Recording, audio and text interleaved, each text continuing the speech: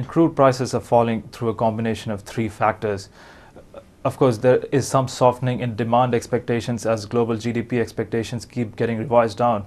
But we think really that the bigger factors there are the increase in supply that has come up, both from OPEC and non-OPEC countries, as well as the really good strength that we have seen in the US dollar since the middle part of last year. So unfortunately, the fact is that all those three factors very much remain in play at this point. So further downsides in crude prices cannot really be ruled out at this point.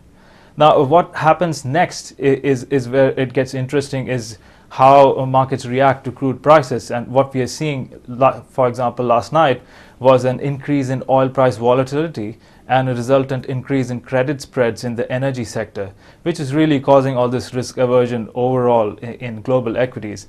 And we could see several instances of this going on in the next few days.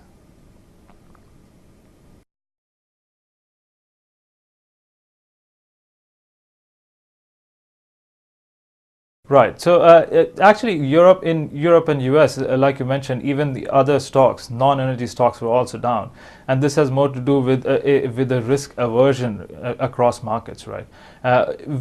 For emerging markets, it gets slightly more challenging because of the larger share of energy stocks there. But again, we need to be very differentiative in emerging markets because there is a wide variety of producers and consumers of oil within the emerging markets. So, for example, like India is a market that should really benefit from lower oil prices as it brings down the inflation expectations there.